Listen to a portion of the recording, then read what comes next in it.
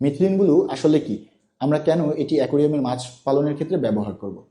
আমি যদি সহজ ভাষায় বলি, মিথিলিন ব্লু হচ্ছে অ্যাকোয়ারিয়ামের মাছের চিকিৎসায় ব্যবহৃত বহুল পরিচিত একটি ঔষধ। এটি মূলত ফাঙ্গাস, কিছু ব্যাকটেরিয়া জনিত সংক্রমণ ও মাছের ডিমের ফাঙ্গাস প্রতিরোধে ব্যবহার করা হয় এবং নতুন মাছ কোয়ারেন্টাইনে রাখার সময়ও ব্যবহার করা হয়ে থাকে। এছাড়াও আমরা আমাদের অ্যাকোয়ারিয়ামে অল্প পরিমাণে মিথিলিন ব্লু ব্যবহার করতে পারি, যাতে আমাদের মাছ ফাঙ্গাস এবং ছত্রাকের সংক্রমণ থেকে বাঁচতে পারে। এটার ব্যবহার বিধি হচ্ছে গিয়ে, আপনি প্রতি 10 লিটারে 1 থেকে 2 ফোঁটা মিথিলিন ব্লু ব্যবহার করতে পারেন।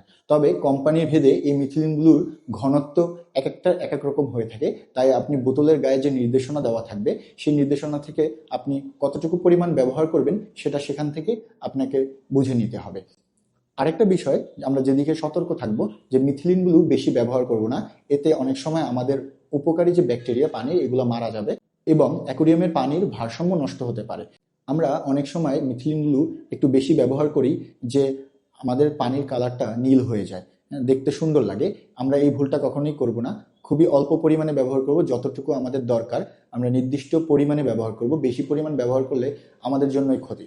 আশা করি আজকের এই ভিডিও থেকে আপনারা মিথিলিন ব্লু কিভাবে ব্যবহার করবেন, এটা আসলে কি কাজে ব্যবহার হয়, এর নতুন যারা অ্যাকোয়ারিয়ামে মাছ পালন করেন তারা ভালোভাবেই বুঝতে পেরেছেন। আজকের মতো এতটুকুই। আবার নতুন কোনো ভিডিওতে আপনাদের সাথে দেখা হবে। আসসালামু আলাইকুম।